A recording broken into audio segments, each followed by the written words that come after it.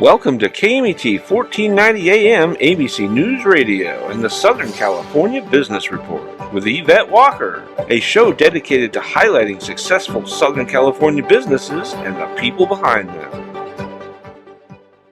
Welcome and thank you for joining Southern California Business Report on ABC News and Talks, KMET 1490 AM, 98.1 FM, and KMET TV. I'm Yvette Walker, live blasting our signal from the center of Southern California, serving a population of over 25 million. Get us crystal clear and on demand by downloading our free live streaming app on Google Play and the Apple App Store. As always, a huge shout out to the team, Mitch, Bill, and Sean. I love you guys, and to our special advisory committee, which can be found at www.scbrtalk.com/advisory committee. Learn more about these amazing people in our region.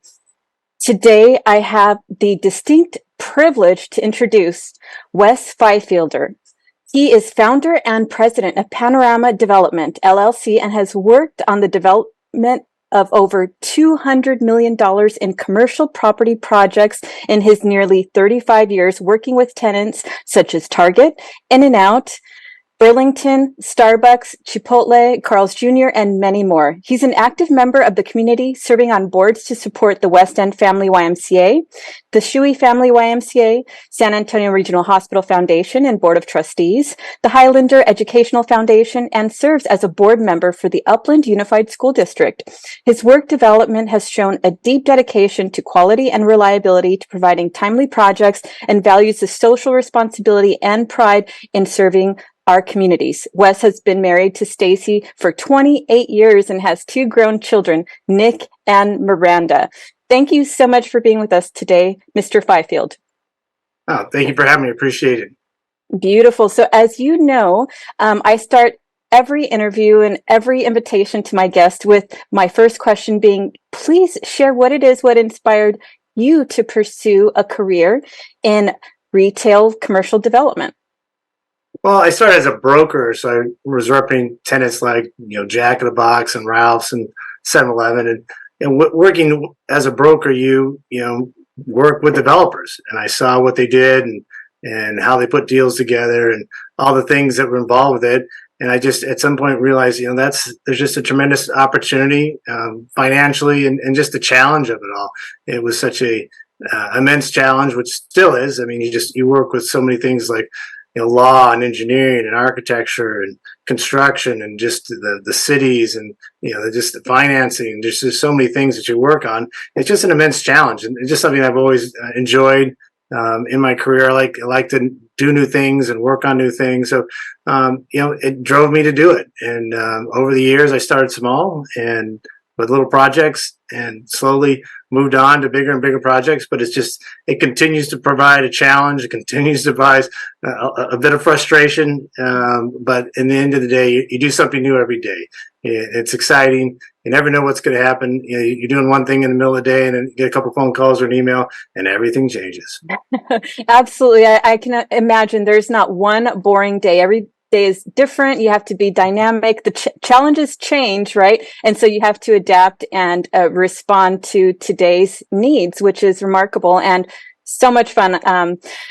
Please, you are established here in the Inland Empire, and we are such a unique region. We're actually, San Bernardino County itself is the largest county in the country. Please talk about your experience and your view of the landscape of commercial development in the Inland Empire. Well, I think, a lot of the fundamentals haven't changed. I mean, there's certain things that have, but, the basic fundamental that we've always experienced in the Inland Empire is just the tremendous difference in the affordability of housing, be it purchasing a house or just renting an apartment or any place. And, just the coast, LA, Orange County, you could see $500,000 in just your average home price. So I think what we've got from the Inland Empire's aspect is a place where people can buy a house, people can raise a family. I think that hasn't really changed, and I think that's what's driven our market, as well as just being able to have the availability of land. We just still have places to build and homes to build. I think that's probably the biggest aspect. I think we'll see, as most folks are predicting, another 1 million people in the next 25 years. So I think there's a lot of growth, and that's just been the fundamentals for a long time. I think that the one big factor that has changed is just the e-commerce. While we were pretty, it was a little bit difficult sometimes because the recession hit us a little bit further first, and we were sort of the last person out of the recession, first person in recession. That's sort of changed with e-commerce. With e-commerce, and you've seen the tremendous growth of industrial buildings, and with that, just so many jobs. Continuing with our construction jobs, but just long-term quality jobs in these warehouses. So now we're usually the last one in a recession, the first one out of recession. I think some other things that really changed too is with this pandemic that we've had. I think there's a big change in the sense that folks can live out here. And don't have to be a slave to that drive into LA or Orange County. And I think that's going to see. I don't think that's changing. I mean, I think we've all realized as we sit here today, that we Zoom and use so many more ways to meet and work with folks that are so much more efficient, and allows us the flexibility of work hours and flexibility of places to live. Absolutely. So in the designs of your current retail centers and the trends that you're seeing, I'm seeing a lot more mixed use projects. Please talk a little bit more about work-life balance in relation to retail center development and how that's, kind of flourishing and booming here in the region today. Yeah, I mean, I think there's a lot of factors that we see. Again, something I touched on just a second ago is just the ability to folks or being able to live in different places. I think you're going to see. I think you see as this area matures and you see more and more density, you're going to see places where we can live and work. We have apartments or condos or places where you can, that they'll add, instead of your traditional apartment building, you'll be able to add retail or office or some kind of mixed use development. I think that people are going to see, that when you work at home more often and at your house more often, everybody likes to just run out and get a coffee and run back. I mean, that just wasn't as available with the availability of land in the past. There was just such a tremendous amount of land. Now, as you see places like Rancho Cucamonga or Upland, they're pretty much built out. So you really only have one place to go, and that's to get more density, which just means to build higher and more folks. I think you're also seeing the advent of transportation. I think it's starting to be more and more availability that you can get around. So you can see transportation nodes in these communities that will allow people to congregate around there and cause more friendly folks, walking friendly places and downtowns for our communities. Right. And especially with Brightline coming online very soon, right? From Rancho Cucamonga to Las Vegas. I mean, that's going to be a great value to our communities. Yeah, absolutely. Absolutely. So also, please talk about peripheral opportunities that exist with community growth through the lens of retail development. I think it's sort of what we just talked about before, but you also think that the pandemic sort of taught us something. People don't want to sit in the house. We all enjoy our work life as best we can, but they want to get out. We don't want to sit behind a computer. So I think that's what you're going to see in retail is that they need to provide experiences to people. The reason for folks to go.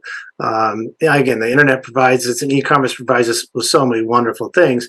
But there's also an experience that we want to socialize. We want to work together. We want to be together as a society, as a group. So I think that's what retail needs to reflect. You need to, as a retailer, you need to understand that you're trying to give an experience. I mean, the classic is your Starbucks at Target. It's and your popcorn at Target. Folks like to get their Starbucks and get the, you can't do that on the internet. But Guilty.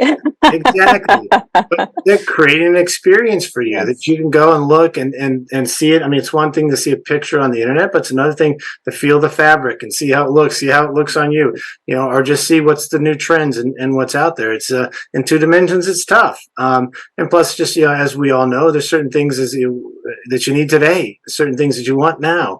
But that shopping experience, that social interaction, I just think that we all realize how important that is. And, the retail development industry reflects that, just because we understand if you're going to be successful, you have to understand that that's how folks want to be treated. Absolutely. A lot more thought is included, right? They want food, they want entertainment, they want livability, right? Integrated green areas, parks, places for children to play, right? So I can imagine how much more dynamic and complex some of those models look. And with that said, can you identify, are there prevalent models that you have observed that are basically, taking off in our region today? Yeah, I think it just expanding on what you said too. It's people are now spending more and more time. I mean, there's so many folks I know, they work at their house. So it's not just a place that they drop their keys and run. It's a place that they want a park setting. They want amenities to that. And I think that the Inland Empire is finally being able to demand that from development, that, we want amenities at our place of where we live. And I think you're going to be able to see that. And again, also the issue, as I touched on earlier, is you could get more of a downtown feel. If you've got so many apartment buildings and so many people congregated in a certain area, you're going to start to be able to see things, services and restaurants and entertainment that you just didn't see before, because we can support it with the density that we didn't have. When you're just a large, housing on and on for miles and miles, and you don't have that density, it's hard for some of these businesses to be able to supported by that. So I think you're going to see more and more urban growth, more and more development along these places, and again, it's only benefits us. I think it will get a little more crowded, but with that, you will get more amenities that you don't have to travel to Los Angeles or other places to get to, that you will have in our own communities. Right. I mean, some of the developments that I've seen, even within retail centers, are very resort-like. You have that resort feel, some with very large and welcoming sitting areas, even including, outdoor fireplaces, with just beautiful sitting areas to enjoy your food from the surrounding restaurants. Just beautiful, beautiful models. Is that kind of the trend that you're starting to see, more resort-like design? Yeah, absolutely. I was just at a groundbreaking today in Rancho Cucamonga, Haven, and Archibald, and they showed the renderings. It's apartments and it's got retail, and it's makes me want to be 25 again and live in an apartment. It's like, wow, this is, like you said, it's like you don't need to leave your place, and I those types of developments were not in the Empire, 20 years ago. But yeah, I think that's the kind of things that folks are now demanding. The cities are also demanding. We're able to demand that with less and less land available. That there's getting fewer and fewer opportunities for development, and the cities are starting to go, hey, we want something like this. And again, the youth or anybody who lives in apartments, demand it too. And it's a wonderful byproduct of what's happening. Again, there's downsides to everything, but the nice part is, yeah, these are great places to live that really take into consideration the folks, the renters' needs and wants that they hadn't really done as much in the past. Right. And so since you're out there on the field, how do you see these developments coming online within the Inland Empire in relation to surrounding areas, be it Orange County and Los Angeles? Do you see the same level of growth? Do you see an accelerated growth within our region, or what have you observed? Yeah, I mean, all the people are predicting that LA and Orange County are just not going to grow, and we're supposed to grow by 1 million people in the next 25 years. So I think that you're just, you're not going to see that kind of growth. Plus, like I said, if you're a young person and you're trying to live in LA and Orange County, and the apartment rents are just, you can have 5 people live with you. It's just so hard. And then on top of it, to try to buy a house. Obviously, with today's interest rates, things are more difficult, but it puts folks in a pretty difficult spot if they're trying to buy a house that they can live. And it's a wonderful way to create wealth as a young person, to buy a house. You can create, at the end of 30 years, you've got $1 million. If you pay your house off, you're a millionaire, and pretty much in any house in Southern California. So again, I think there's a lot of opportunity for us out here that's a much more livable situation. Absolutely. And so you touched on it earlier, Mr. Fifield, and that was, touching on Amazon and the Amazon effect, and how, a lot of consumers are really starting to lean to that, I need to touch it, I need to try it on, I need to see it and feel it to know that it's going to be what I want. Please talk a little bit about that. Right. I mean, I think Amazon is a wonderful. I mean, all of e-commerce is a wonderful thing. Anytime you bring efficiency or more ability for folks to get what they want at discount prices, I mean, that's just it's tremendous. But I think there is starting to get to a point where I think the hybrid model, where a strong internet e-commerce presence and bricks and mortar are, I think, what people are looking more toward. You see that, Amazon by far is the leader of all e-commerce and hands down bigger than anybody. But you look at the top 10, who else is in the top 10? Walmart's in the top 10, Target's in the top 10, Home Depot's in the top 10, Best Buy. So, these folks are catching up. I mean, it's not something that Amazon is doing wonderful things. But the other folks are starting to figure it out too. And I think that you see most shoppers, or a lot of shoppers, do like to be able to go online, get what they want, but also have a place if you need to take it back or need to pick it up, or there's or even in the distribution of having a local warehouse that can get something to you. So I think that the hybrid model is probably going to be more prevalent. And I think, unfortunately for Amazon, I think that they've sort of struggled at some of that. They've done, especially as they look to go into groceries and things of that nature. I mean, groceries is very, very competitive, and it's been very difficult for Amazon. As you know, these Amazon Fresh, looks like they're not being open. They're going to open those. They've had many, many steps into the grocery business and the physical presence business, and it's not gone well. It's a difficult business to be in, and I think it's going to see what happens. I without a doubt, Amazon's can continue to evolve and continue to be the dominant leader, but I think that there's going to be a balance where folks want something in their own community and so forth. And I also think the Amazon effect is. I mean, you see people go under it, the Toys R Us, the Bed Bath & Beyond. I mean, Amazon had a factor in it, but that's not the reason those folks, went under. That's not the main reason. So we're going to continue to see retailers go, not make it. But I also think every time something like that, you get a Toys R Us, where do you buy your toys? I mean, it was a wonderful concept. Right. Will someone step into it? And over time, over history, when there's a void, someone steps up. Someone brings those products back to the market, and I think that's what we're going to see over time. And retailers have come and gone for years and years, from Mervyn's to whoever you say, and it wasn't Amazon. But I think that it's a new field, and it's an evolution, which is wonderful because all these things make it easier and better for us shoppers. I mean, that's the beauty of our industry. Why there's a lot of complexity to it.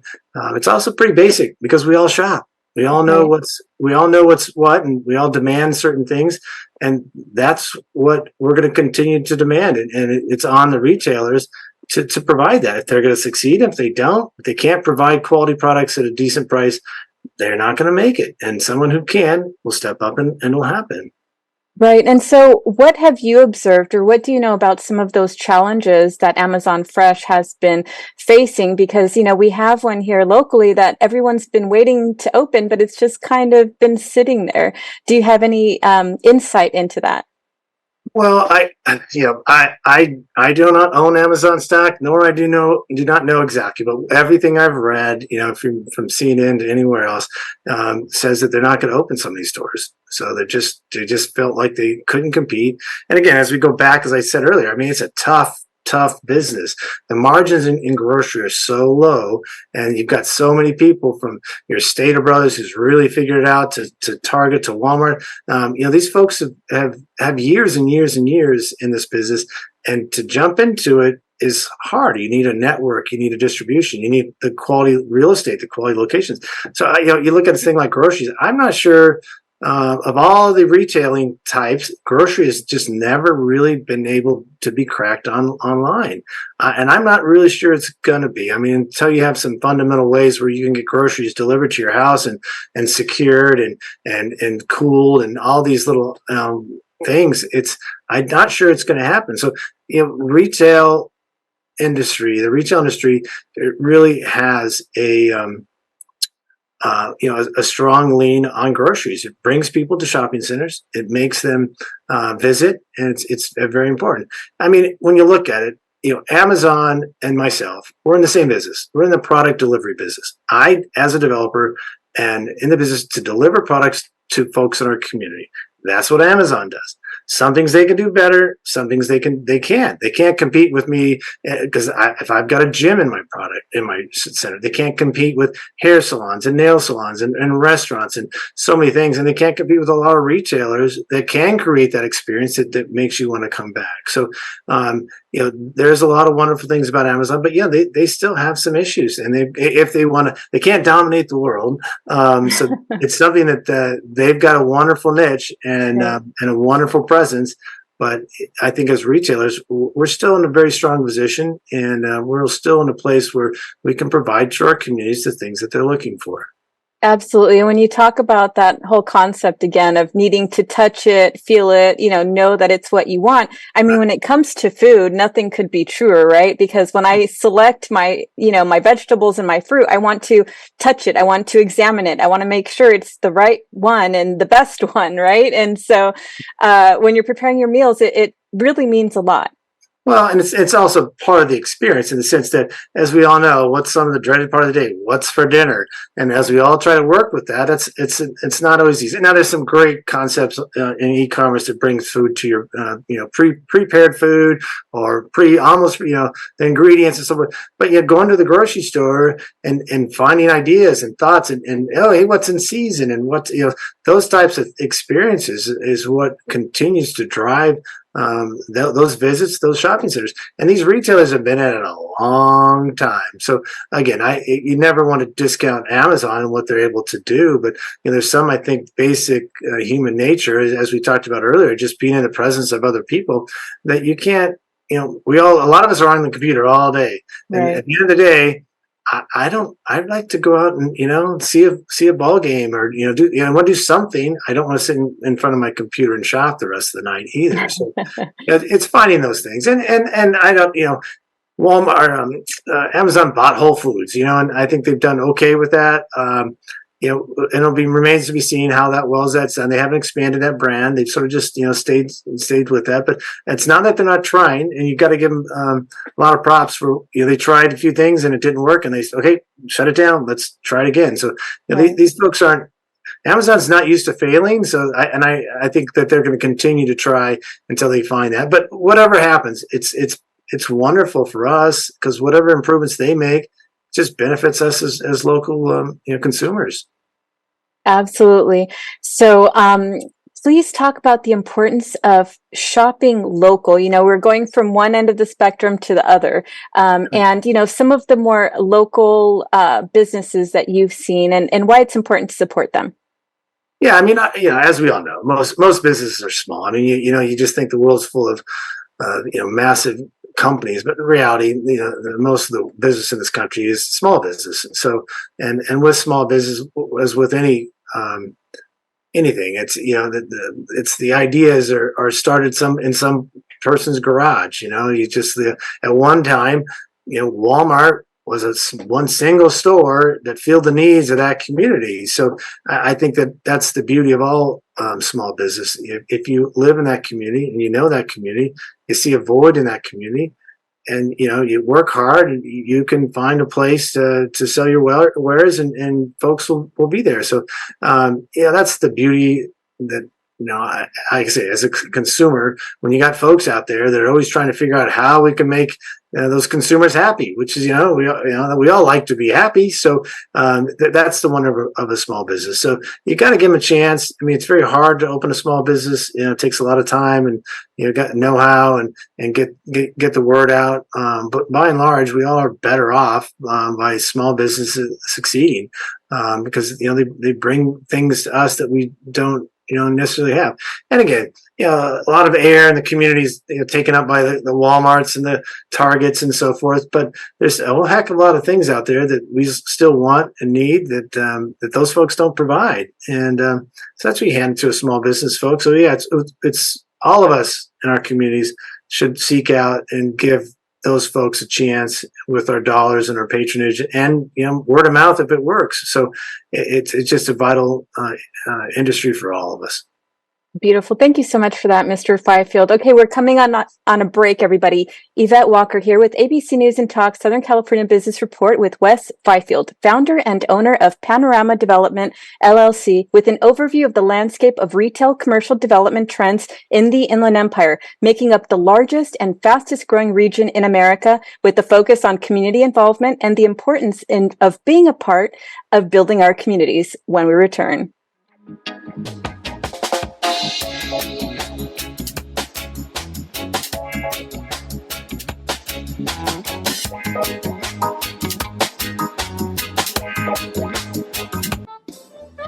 Hi, Ray Lance from the Diamond Center in the Claremont Village here. One of the coolest parts of a third-generation family business is getting to know the families we serve through generations. Once you experience our friendly service, our fair and transparent pricing, and our beautiful jewelry that we make to last a lifetime, you'll stick with us too. Come visit us in the Claremont Village or at Lantz, L-A-N-T-Z, diamondcenter.com and see what makes us different. Ontario International Airport is onto a better way to fly with over 65 daily nonstop flights to more than 20 major destinations and the easiest airport experience in Southern California. Visit flyonto.com/Ontario to learn more about Ontario International Airport today. Cal State San Bernardino is home to the only School of Entrepreneurship in California. With globally ranked degree programs, you can start your journey today to become a successful entrepreneur. Learn more and connect at entre.csusb.edu. Hi, I'm San Bernardino County Sheriff Shannon Dykes. If you're looking to start an exciting career in law enforcement and make a difference in your community, we are hiring dispatchers, nurses, deputies, laterals, and many more. For a complete list of our jobs and more information, visit sheriffsjobs.com. The University of La Verne is rated first in California for alumni satisfaction. Learn more about accelerated programs offered online and on campus in La Verne, Irvine, Ontario, Burbank, or College of the Canyons. Visit go.laverne.edu. The University of La Verne. go.laverne.edu. Hi, I'm Dana Rademacher with MGR Property Management. A lot of people wonder about the value that property management has for their property. Property management can include all property types, including residential, commercial, and HOA. It is valuable because property managers are experienced in what can happen at your property. We're aware of liabilities. We're able to do predictive and preventative maintenance. We know what is coming up with the changes in the weather, the seasons, how old certain aspects or different capital projects at your property are. We're able to best negotiate contract pricing, legalities with your tenants, and anything else that you may need to ensure that you're getting the full value of your property. If you're interested in speaking with the representative at MGR Property Management regarding your property management needs, you can visit our website at mgrrealestate.com, or you can call our number at area code 909-581-6600 to be connected with the representative.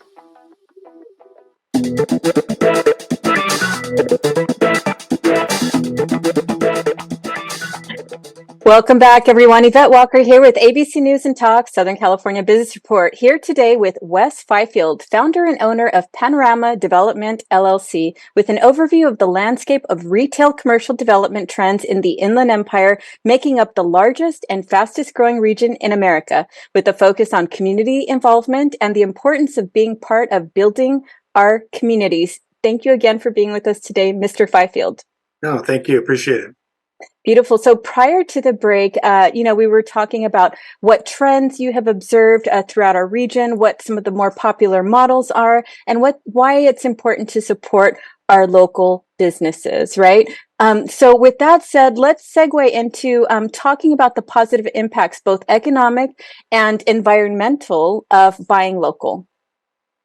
Yeah, I mean, as always, I mean, if you're buying local, you're staying in your community. I mean, it helps so many things out as far as environmentally, if you're not traveling and doing such of that. But yeah, economics, just to support your community. I mean, it's all families. A local business is totally local families. So, again, I think it also, as we talked about before, springs up to other new ideas and hopefully, makes them more available to have increased business to make larger business that helps more and more people. But it's all job space, and folks have jobs, and I think that's what everybody's really looking for, is a place that they can have be economic benefit to their community and their families. And if you've got a good quality job that you're comfortable with and that can help you aspire to what you want, it just helps you. It helps your family, helps your kids, helps your community.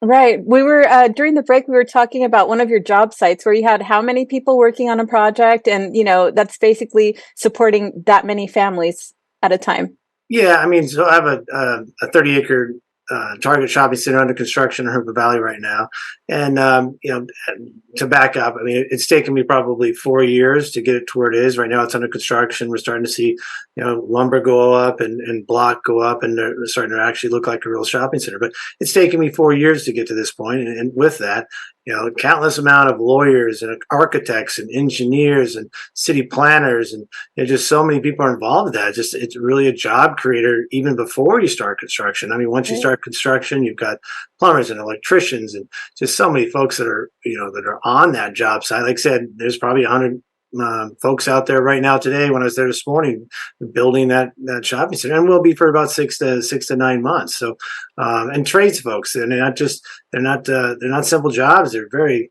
high level, high paying jobs, very complicated and wonderful work. And then as it gets built, then you're going to have all the folks that are working in it, the people that work in Target, the restaurants, the gyms, and Ross, Burlington, In-N-Out. We got In-N-Out there. So it just provides tons of jobs for folks. And to the community too. Your community, people like to shop. So they like to shop in their own community. And they like to be able to see folks as a community center and make those bonds at your local restaurant, or meet your friends or family at your local place. So, I mean, I think a shopping center has always been, from ancient times, a place where people gathered and work together in a social environment, like we touched about before. People don't want to stay at home. So giving those opportunities to be in your own community, I think, is a great benefit, as well as you look at the number of jobs and the tax revenue that's generated, that these the city of Herba Valley is really excited about the project to the tax base, and that helps them and keeps those folks shopping in Herba Valley. So again, I think if planned correctly, and if get enough community input so that you have the benefit and you take into community needs, these properties, the shopping centers specifically, are a wonderful addition to any community. Right. And so just for reference, do you have an idea of what that economic contribution to those communities looks like through those sales of those retail centers? Yeah, you look at all that property tax and something. I mean, you're $1 million to probably $2 million. I don't have the numbers in front of me, but yeah, there's a tremendous amount of benefit that goes to those communities that helps them, and for police and fire. I mean, majority of cities' budget go to the police and fire department. So right. And the amount of contribution versus the amount of use of fire and police is significantly offset. So it's just like I said, the cities typically, and I would hate to speak for the city of Herba Valley, but I think they're very, very excited to have those.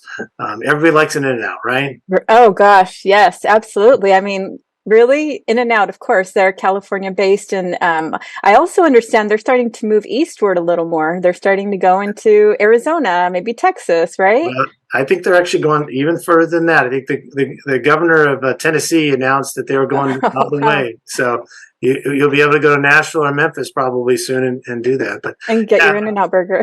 Yeah, they're actually my store might be hopefully they were trying to get it to be the 400th store of In-N-Out. So we'll see. I'll be happy it's $3.99, but it'd be wonderful if it's the 400th In-N-Out. But it's obviously a tradition we've all grown up with. Absolutely. So with that said, you touched on it in the previous segment, and that was, some of those career pathways. Please talk about what exists today in that landscape, and what are some of the greatest needs that you've observed as a developer? Meaning, maybe there are some shortages that you would like to see more people pursue these careers to make your job easier, right? To actually bring these projects to life. Yeah, I mean, I think we've touched about it earlier, but yeah, absolutely. I mean, plumbers and electricians. I mean, there's just such a need for all of those jobs, especially in the Inland Empire. We just, with the shopping center, the housing is a big one, and of course all the industrial and e-commerce. So it's a wonderful career. You can make good quality income, and it's a very rewarding job. So I think they're all of those. You're really starting to see, as we touched again too, is some of these engineers and architects. And it used to be you had to go into downtown LA, or you had to go to Orange County. Most of these folks that the engineers and architects I'm starting to deal with are just like, it's a heck of a lot easier to have my people out in the Inland Empire not driving that hour every day. Let them work from home. I don't have to pay rent in Santa Monica anymore. And I see, and again, might be slow, but a real boom for the professional folks that do a lot of this work, where you don't need the office space, and you can live in the IE and have a great house, and really it's you're seeing the maturity of this community, that you have the goods and services that they're comparable to a lot of places in Los Angeles, Orange County. Right. Another trend that we have seen through one of our supporters and friends through MGR Properties and Real Estate is that they have a very high tenant rate. And what they're seeing are trends of companies creating satellite offices within our local regional footprint to accommodate and compensate for those office spaces, beyond San Bernardino County and Riverside County, because again, when you look at the cost versus, the cost in LA County and Orange County. So even in that arena, our region is growing, which is remarkable, right? Because when you see the trends, how they're affecting outside areas, and you see how it's kind of doing the opposite thing, it's really remarkable to see how our region is growing. And like you said, last in a recession, first one out. It's a great economic trend for our region, and a very promising sign for those that are looking for opportunities for growth, work-life balance, and just having an overall great life experience. So moving on to the next segment, I know that you're very invested in the community. You serve as a board member for the Upland Unified School District. You serve as a board member for San Antonio Regional Hospital, their board of trustees, as well as for 2 YMCA entities, including a West End and the Scheu Family YMCA. Please talk a little bit about, some of those efforts and what it is that you do through those organizations. Yeah, I think in the broader picture, we all had coaches and teachers and mentors in our lives, and that gave us something or helped us do something or built something in our community. And that's sort of the basis of why I do what I do. Is someone coached me, someone built the school I was in. So trying to give back as we get a little older, and trying to work with our community-based folks to provide those things. So yeah, each one of them is very similar in helping the people. They're all very different organizations. So as you look at the San Antonio Regional Hospital, it's one of the largest provider of healthcare in the area, and it's a 100-plus-year-old organization. It's a nonprofit, and with the focus purely to provide quality healthcare to our community. Similarly, the Upland Unified School District's been around, same thing, for 100 years, and to provide quality education for our kids. The YMCA, the Upland YMCA in the West End, which is Ontario, Rancho Cucamonga, Chino Hills, again, providing community-based programs for mostly our kids, but our families too, and seniors also, to give our folks experience. The YMCA, one of the best things I like is it provides a place for kids to go. We all been 12 years old, 13 years old, and it's 3:00, and but having a place to go that provides healthy activities and things like that is a good thing for teenagers, as we all know. So all these organizations try to provide for our community, and I think that's important to me, and it's important to try to build those things, and they all are really concerned about what is the community's needs. Right. And so with that said, please talk a little bit about what some of those contributions look like within those roles for those organizations. For people that may not be familiar about, what it means to serve on a board, please talk a little bit about what that looks like. Mostly it's about leadership, in the sense that with all those organizations, the most important thing a board does is to hire the right leaders.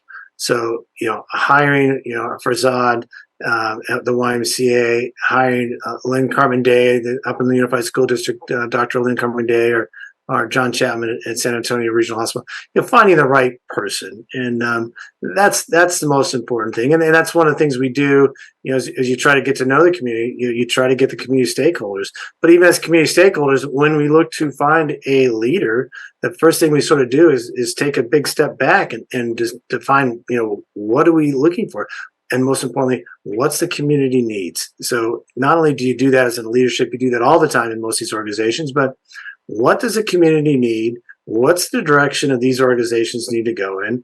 That's once you define that, then you can go back and look and say, who is the leader that would best help us achieve those goals? So, and that's what a board does. I mean, is to find the right person, the right fit, and then again, once that person's in place, to continue to make sure that those goals are met. To every year assess what's the community's needs. Are we meeting those needs? Be it the quality healthcare at San Antonio Regional Hospital or quality education at the Upland Unified School District, and then hold those folks accountable. Unfortunately, sometimes it doesn't work, and sometimes but you got to make those hard decisions, because if you don't have the right person in place, you're not going to achieve the goals, and that's what we're here for. We're trying to make our community a better place, and we have tremendous assets with the regional, San Antonio Regional Hospital, the school district of the Y. They're wonderful assets with tremendous histories and tremendous financial and other resources that should be applied, if applied correctly, will be a benefit to everybody. Absolutely. And, San Antonio Regional Hospital has been making some very, very big moves with their Center for Aging that they're going to be bringing online soon, and have been growing and, just been earning all kinds of great awards. So thank you for being a part of bringing that to our region, Mr. Fifield. So please talk about how community involvement has allowed you to add to your knowledge for your business and to grow your business. Well, it's all the same things that we sort of touched about before. If I was born and raised here. I was born in San Antonio and Regional Hospital. So, if you live here your whole life, you understand the folks, but you also understand the needs. And, as you do these exercises, as we talked about a minute ago, that we driving deep down and getting data and working with, what is our community? Communities continue to change. So you got to always be on top of where is the community headed? What's the direction today, but what's the direction down in the future as these things change? So, that amount of work and thought with myself and groups of people. So it's not a vacuum. You deal with all, the beauty of working with these folks is there's a great diversity of needs and wants and backgrounds. So you can really get a full understanding of a lot of people who've been in this community a long time and trying to understand what's the next step. So understanding that deep understanding of Upland or Rancho and all that force, it's the same place I work.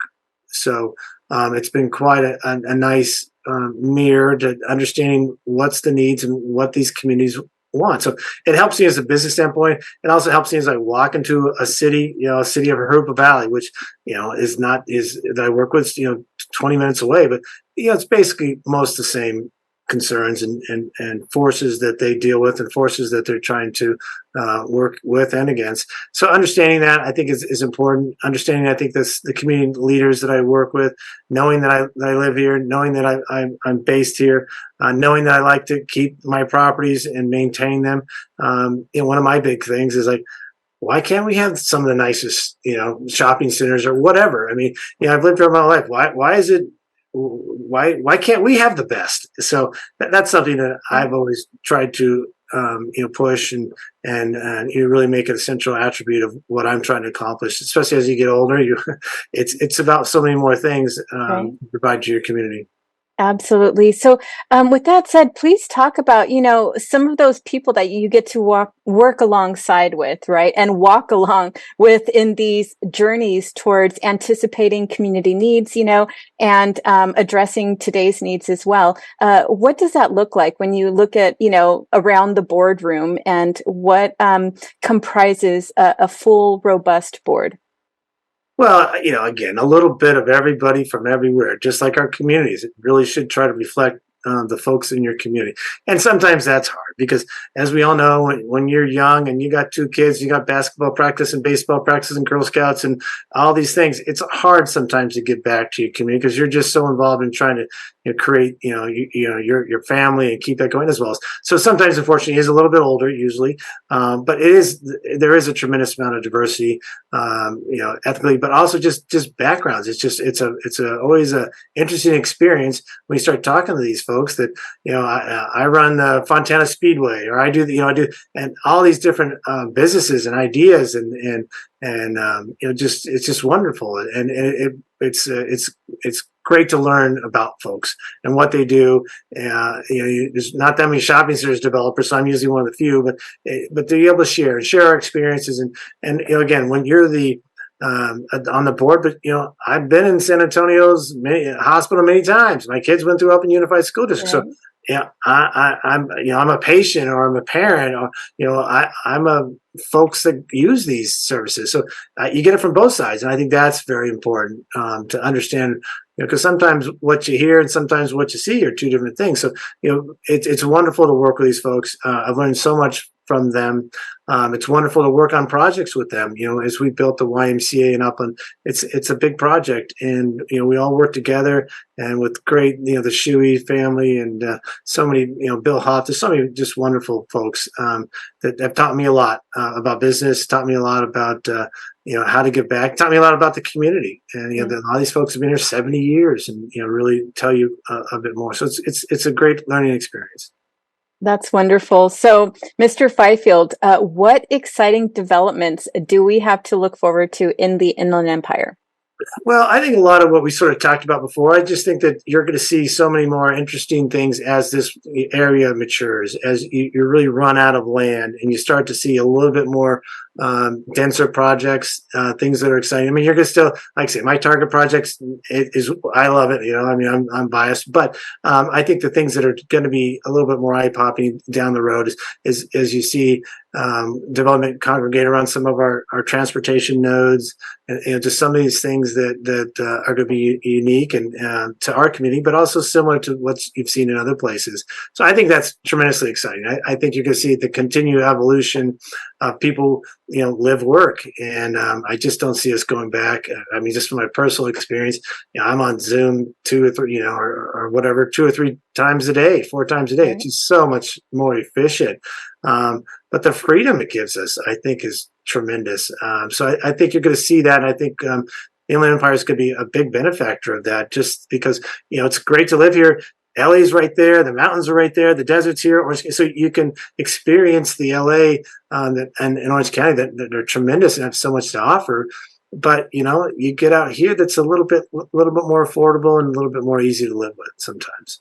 Absolutely. Absolutely. I've lived in the Inland Empire since 2001, and I would never leave. The work-life balance, the growth, the thought that has gone into planning these communities and creating these environments is second to none. It's because of leaders such as yourself that have committed their talents, their time, and their efforts to build that we're able to say that. So thank you so much for your service in that aspect, as well as for developing, the next up and coming retail centers that we all get to enjoy. Thank you. No problem. I appreciate it. No, anytime. All right. And thank you so much for joining us today, Mr. Fifield. Thank you. I appreciate you taking the time, and thank you for educating us and all in the community. Oh, wonderful. All right, everybody who's listening today, don't forget to find us on Facebook, LinkedIn, YouTube, and Instagram. Check us out on scbrtalk.com, and don't forget to give us a like when you see us on Facebook. All right, everybody, as we know, Maui has been devastated. Our hearts are with Maui. Families, businesses, critical infrastructure has been devastated. District Governor Mark Merriam of Rotary District 5000, which covers all of Hawaii, is appealing and coordinating efforts to help those in need. Please visit www.facebook.com/Rotary Clubs of Maui for more information to see how you can contribute, how you can support, and what those needs are going to be for quite a while. Thank you so much for any way that you can help. Also, are you a soccer player that is 18 and over? Mark your calendar. Now is your chance to make your dream of becoming an Empire Striker come true through the two rounds of tryouts. Week 1, Saturday, August 26th from 2 to 5 p.m. and Sunday, August 27th from 10 a.m. to 1 p.m. One lucky player will be selected to play in the USA versus Mexico Indoor Soccer Arena game on September 10th at Toyota Arena. Weekend 2, Saturday, October 7th from 2 to 5 p.m. and Sunday, October 8th, 10 a.m. to 1 p.m. Tryout venue will be Scheu Family YMCA at 1150 East Foothill Boulevard in Upland, California, 91786. Tryout registration cost is $100. Visit theempirestrikers.com for more information. Don't miss my interview with Dr. Betty, who for nearly 3 decades has been transforming business, culture, and people, making her an award-winning business and culture turnaround expert. She blends academic models with her own business and corporate experience, strategic intellect, and humanitarian endeavors to impact positive change. She has owned and operated businesses in real estate investments, renovations, engineering and manufacturing, automotive repair, maintenance, transportation, and transformation. Dr. Betty has worked with the likes of presidents, prime ministers, heads of states, presidential senior advisors, the World Bank, the UN, and head clergy leaders to empower and educate men, women, and youth to tear down walls and build bridges in communities, private and public organizations worldwide. She educates leaders on value-centered leadership and negotiation, owning their value and building a life well lived. That episode can be found on our YouTube channel. Next week, we will have Roy Jefferson, Rotary District 5320 Governor. Roy started his state farm insurance agency in 1983 and was looking for ways to expand his referrals and grow sales. In 1993, Roy attended a large business summit at the Anaheim Pond, now the Honda Center, with celebrity guest speakers, including retired General Norman Schwarzkopf, Olympic gold medalist Rafer Johnson, and motivational speaker Zig Ziglar. It was Zig who said that a good way to expand your referral base and improve your self-image was to join a service club like Lions or Rotary. That is when he went looking for a Rotary club. Roy joined the Anaheim Hills Rotary Club in 1993 and served as a club president in 1995 to 1996. He has often said that he joined Rotary for selfish reasons to expand his referral base, and it did that for him. He stayed because he fell in love with the service projects and the friendships that were built over the years. You do not want to miss it. We will see you all next week.